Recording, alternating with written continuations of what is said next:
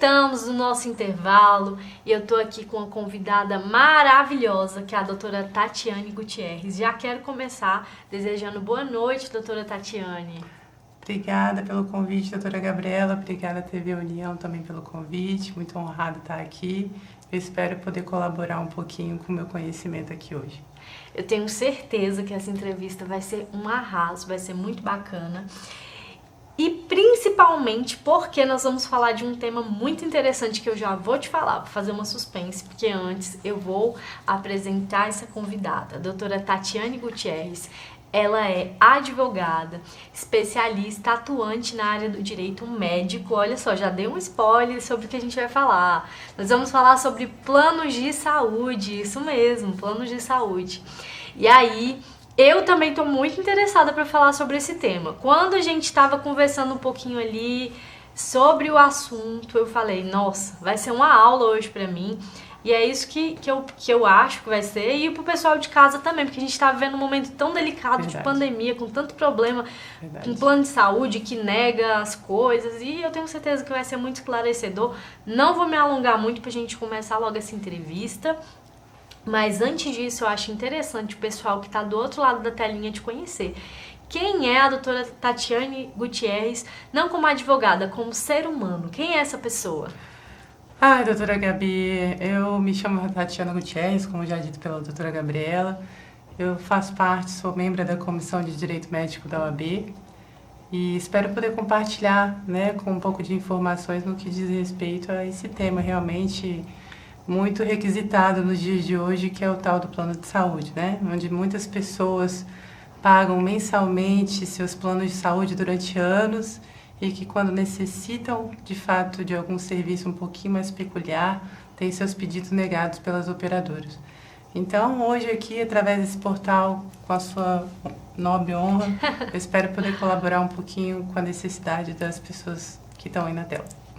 Pois é, em primeiro lugar, a honra é toda minha. Sempre, como eu disse, inclusive na entrevista anterior, eu sempre aprendo aqui muito nesse programa. E já quero começar a aprender logo, com o nosso primeiro tópico, que a gente vai falar um pouco sobre home care. Explica pra gente um pouquinho sobre o que é isso. Às vezes a pessoa que tá em casa nem sabe o que é de comer, de beber, é de quê?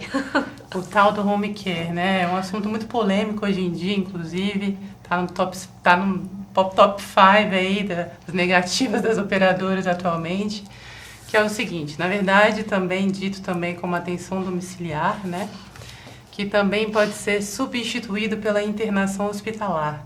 Então, usuários que têm plano de saúde que cubram suficientemente a internação de modo geral, já automaticamente têm direito a esse serviço de internação domiciliar.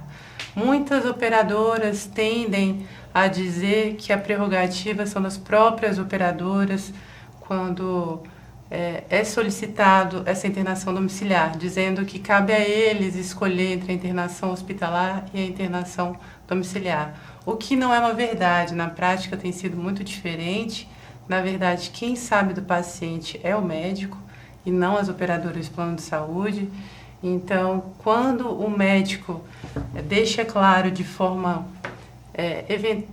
evidente, através de seus laudos, que é melhor que o paciente esteja internado na sua própria residência, tem que ser respeitado.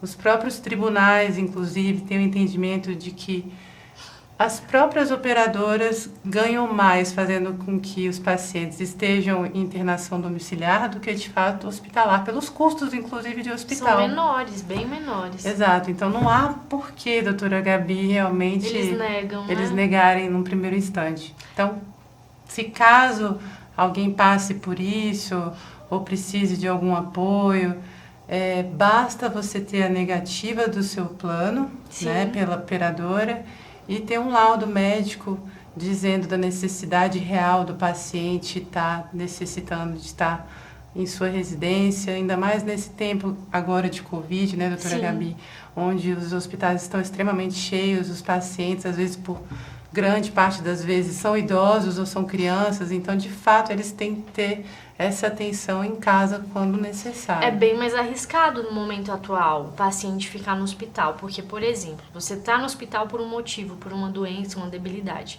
De repente lá você contrai um Covid. Então, realmente, agora, para quem está em casa entender, o único requisito para ter direito a home care é a pessoa de fato ter o plano de saúde cobrir a internação. Exato, exatamente. Porque existem alguns planos ambulatoriais que só cobrem exame. Né? Então tem que ter um diferencial.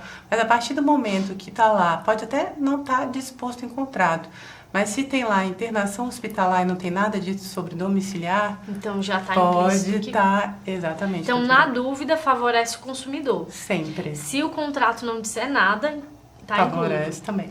E compensa, assim, vale muito a pena para o paciente, para aquela pessoa que adere ao plano de saúde. De repente está lá escrito só cobre tratamento ambulatorial. E aí ela quer ter direito ao home care. Ela pode fazer essa migração, migrar do plano de saúde.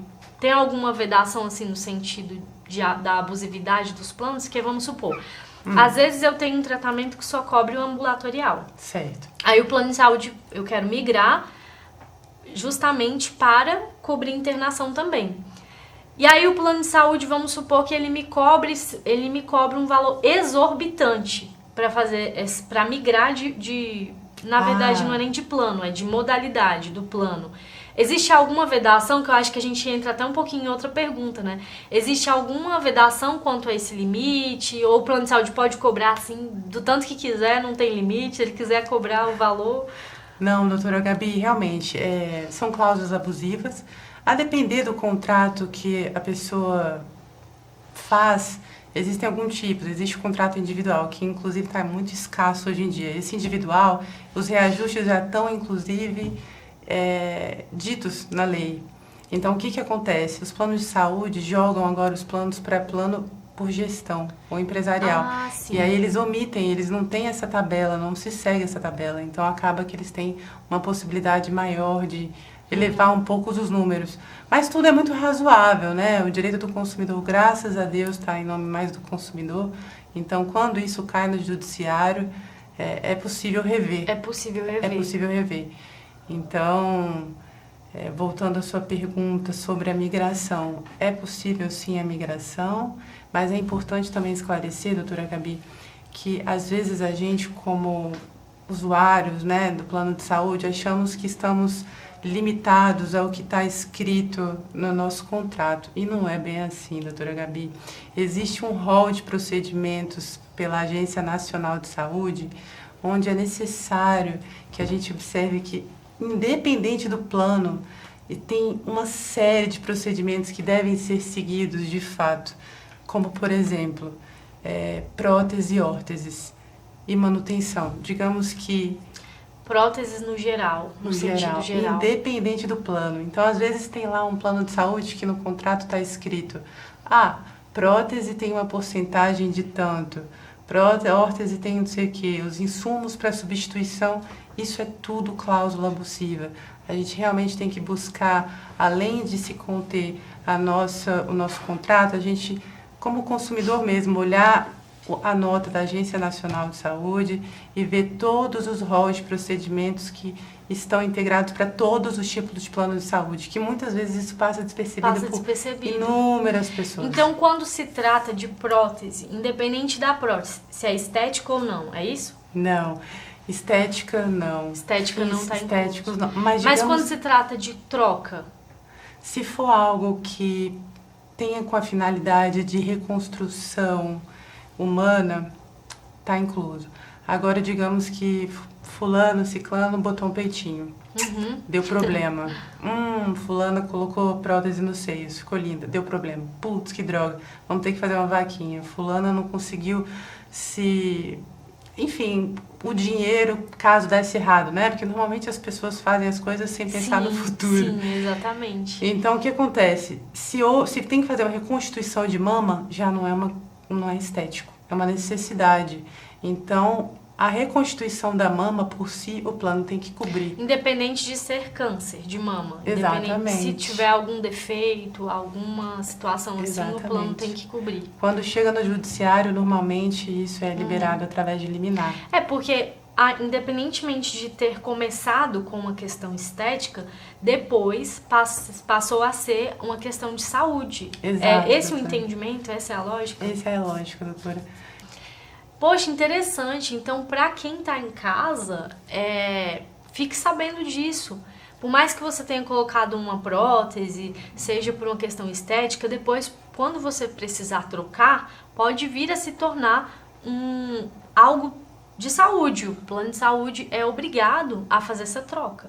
E, geralmente, essa aceitação do plano de saúde é pacífica ou as pessoas têm que ingressar no judiciário? Não, isso aí é muito desconhecido, tá no top 5, digamos, de reclamações, de realmente necessidade de judicializar, né? Lembrando que é muito importante buscar alguém especializado, né, no quesito de direito médico, porque são assuntos muito minuciosos e isso realmente requer um detalhamento grande. Então, não é qualquer advogado que sabe, não é qualquer especialista que pode estar, de fato, envolvido, né? E, por fim, os especialistas também dizem que não só a troca, como a manutenção, substituição, retirada e colocação de prótese e órtese. Então, todos os insumos que levam a essa necessidade, o plano também tem que cobrir, doutora Gabi. O plano também tem que cobrir. E é um fator desconhecido pelas pessoas.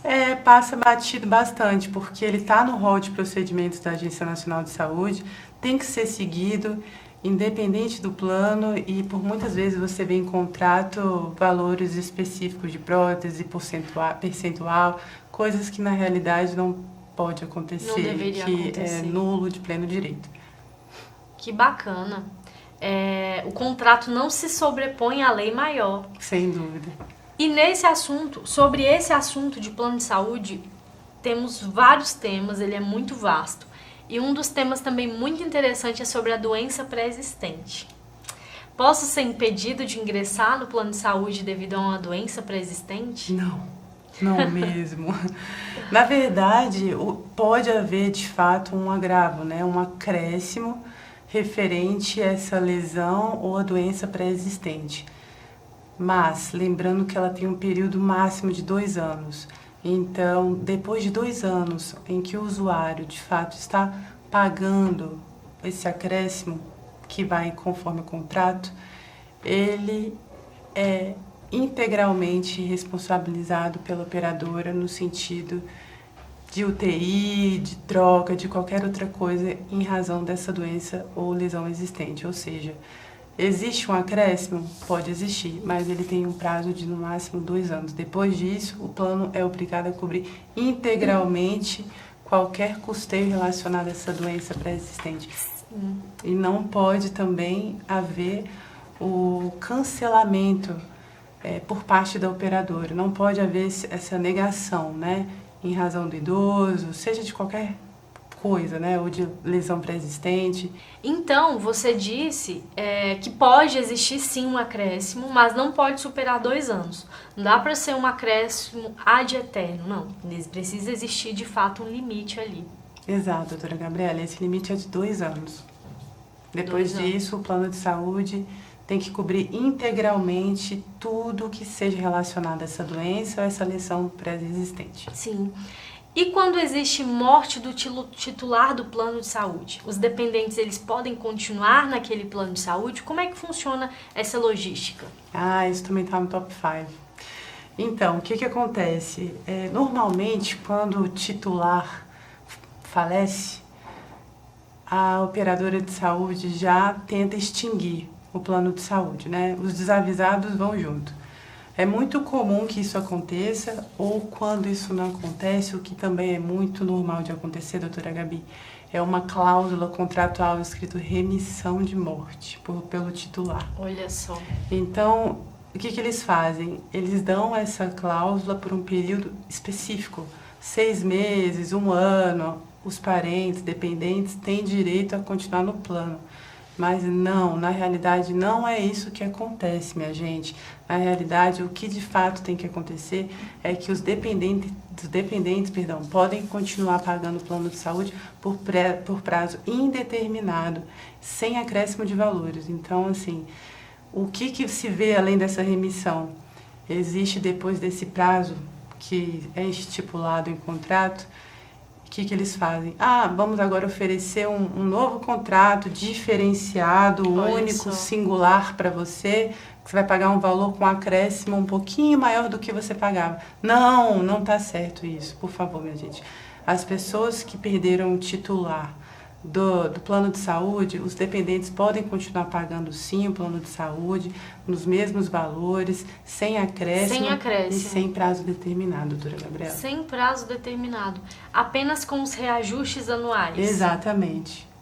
Tenho certeza que pouquíssimas pessoas sabem. É desse jeito. Acho que quase ninguém sabe dessa informação. É desse jeito. Outra informação muito legal. Eu mesmo não sabia. Não, eu também não sabia. Antes de estudar, eu falei, meu Deus, porque assim, é um assunto muito nichado, e assim, familiar meu não tem conhecimento. Muito detalhe, realmente, se você não está ali antenado com a jurisprudência, e não é qualquer jurisprudência, é um assunto bem específico. Imagine os milhões que os planos de saúde devem angariar com essas estratégias de má fé, porque é má fé, porque eles sabem do certo, eles sabem da lei. Outro assunto também interessantíssimo que a gente pode abordar aqui, e eu gostaria de conversar um pouquinho com você sobre isso nesse tempinho final, que a gente já está caminhando para o fim, é sobre as grávidas. A gente sabe que ocorre muito abuso com as grávidas. Sim. Questão de carência com os planos de saúde. E eu queria que você explicasse um pouquinho, existem situações que elas podem ser atendidas, como que funciona essa questão das grávidas e o plano de saúde? Certo, as grávidas, minha gente. As grávidas, muita atenção com as grávidas. É muito legal a sua pergunta e é muito importante esclarecer o seguinte.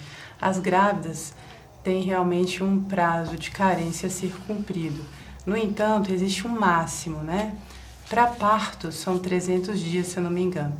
Para exames ambulatoriais e internações são 180 dias. Ok. No entanto, se a grávida estiver em risco, seja lá no período de carência, ou esteja lá com as suas 36, 37 semanas, quase para ter bebê, e ela estiver em situação de risco, o plano é obrigado a custear integralmente todos os custos da grávida até ela passar o risco, a situação de risco. Ou seja, grávidas, vale a pena adentrar com um plano de saúde grávida? Vale. Porque, embora tenha essa carência toda, se a grávida estiver em risco, seja ainda no período de carência, o plano é obrigado, doutora Gabriela, a cobrir todos os custos da grávida quando ela estiver em risco. Inclusive o parto? Inclusive o parto. E isso se estende não só às grávidas, mas às pessoas que, inclusive, estiverem em risco. Então, o prazo, ele diminui para 24 horas. Doutora, é um detalhe. E com relação a esse caso em específico? Como que funciona na prática? A grávida, né, contratou o plano de saúde. Passou mal, precisou ir para o hospital. Chegou lá no hospital, primeiro que ela demorou um tempão, porque eles conferem, né, o plano, fazem as ligações.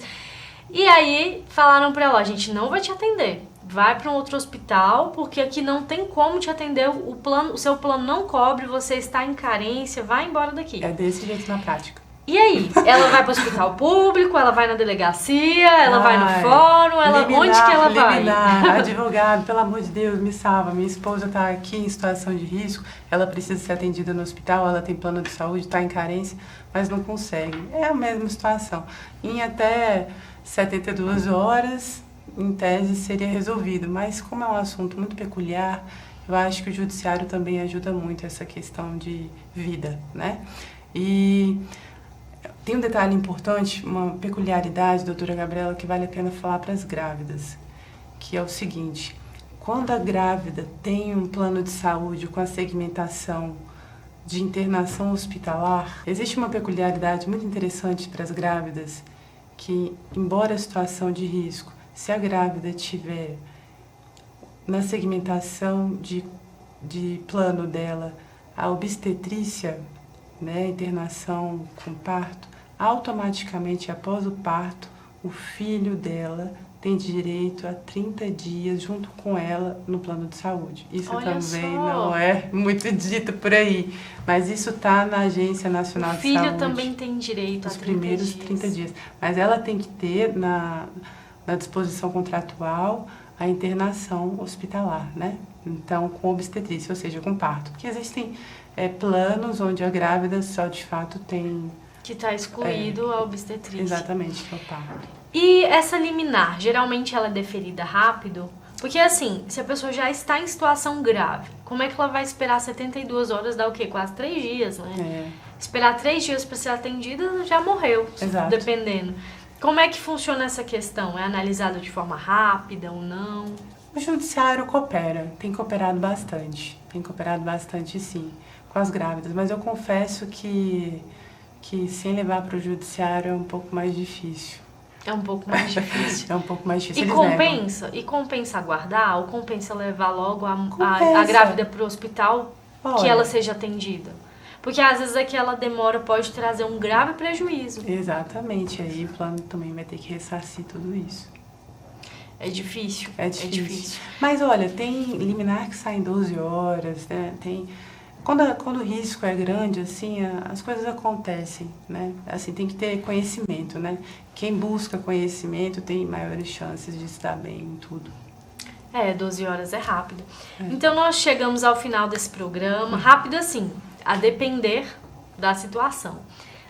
Mas nós chegamos ao final desse programa e gostaria que você deixasse um recado para quem está em casa, para conhecer seus direitos, enfim. Legal. Pessoal, em razão da Covid, é importante dizer que as pessoas que têm plano de saúde na modalidade individual, que é inclusive uma modalidade um pouco mais difícil hoje em dia de se achar, os reajustes 2020 e 2021 foram suspensos em relação ao Covid. Então, caso alguém tenha um reajuste de tabela nesse ano e ano passado, que tem essa modalidade de plano de saúde individual, também, gente, fiquem de olho que isso não é legal, isso é uma cláusula abusiva e, enfim, dá para correr atrás através da judicialização. Muitíssimo obrigada, Gabi. Obrigada, doutora Tatiane, por sua presença. Te agradeço imensamente. Chegamos ao final desse programa. Quero agradecer também a você que está em casa. Quero agradecer as pessoas que estão nos bastidores para que esse programa aconteça. E você é o nosso convidado de honra para estar aqui. Eu te aguardo na próxima segunda-feira, às 22h30. A gente vai abordar temas super interessantes aqui. Tenho certeza que você vai gostar muito. Olha que você tem uma semana para convidar pessoas queridas para estarem com você participando. Te aguardo próxima segunda-feira, às 22h30. Um forte abraço.